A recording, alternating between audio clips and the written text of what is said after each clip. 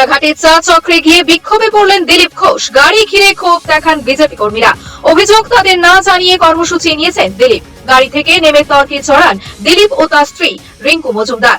দলীয় ক্ষোভ প্রকাশেই এমন ঘটনা বলেই মনে করছেন রাজনৈতিক মহল।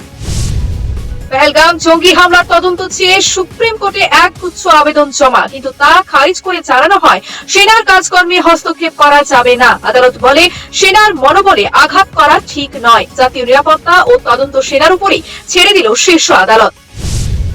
ম্যাকমা হাউসে একসঙ্গে অনেক গ্যাস সিলিন্ডার দেখে ক্ষুব্ধ মুখ্যমন্ত্রী মমতা বন্দ্যোপাধ্যায়। তিনি জানান, এতগুলো সিলিন্ডার বিপজ্জনক। সঙ্গে সঙ্গে মেয়র, পুলিশ কমিশনার ও দমকল মন্ত্রীকে বৈঠকের নির্দেশ দেন। রেস্তোরাঁ কর্তৃপক্ষকে ডেকে সতর্ক বার্তা দেন মমতা নিজে।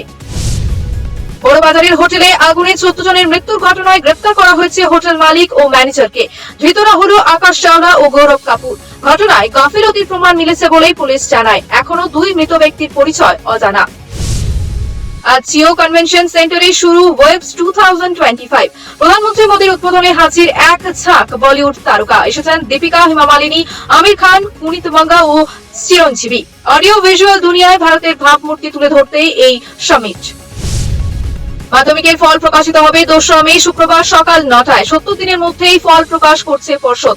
পরীক্ষার্থী প্রায় 9.85 লাখ। ফল পাওয়া যাবে ওয়েবসাইট ও SMS এ। এবার নতুন রেকর্ডের আশা করছে পর্ষদ। শেষ ম্যাচে গুজরাটকে হারিয়ে চাঙ্গা রাজস্থান রয়্যালস। আজ প্লে অফে টিকে থাকতে আবার মাঠে নামছে তারা। অন্যদিকে মুম্বাই ইন্ডিয়ান্স জয়পুর দখলে মরিয়া। উভয়ের কাছে আজকের ম্যাচ বাঁচা মরার লড়াই হয়ে উঠেছে। মুর্শিদাবাদ সীমান্তে চোরাচালান রুখতে বড় সাফল্য পেল বিএসএফ। উদ্ধার হয়েছে 21.39 কেজির রূপোর গয়না, 1057 বোতল ফেন্সিডিল, 7.3 কেজি গাঁজা ও 25টি দামি ফেস পিন বল। গ্রেপ্তার 5 জন। সব মিলিয়ে বাজেয়াপ্ত জিনিসের বাজার মূল্য প্রায় 28 লক্ষ টাকা। ধোনির আইপিএল ক্যারিয়ার কি এবার শেষ? সিএসকে বাজে পারফরমেন্সের পর এমনই গুঞ্জন শুরু। প্রতিবারই শেষ আইপিএল বলা হলেও মাঠে ফেরেন ধোনি। তবে এবার তার নীরবতা ও দলের হাল দেখে মনে করা হচ্ছে এটাই শেষ অধ্যায়। বৃষ্টি ও ঝড়ের দাপটে বুধবার থেকে অস্বস্তিতে দক্ষিণবঙ্গ। বিশেষত পুরুলিয়া, বাঁকুড়া, বীরভূমে ঘন্টায় 30 থেকে 40 কিমি বেগে ঝোড়ো হাওয়া বইছে। বজ্রপাত ও মাঝারি বৃষ্টির সম্ভাবনা আগামীকালও রয়েছে। সতর্ক রয়েছে প্রশাসন।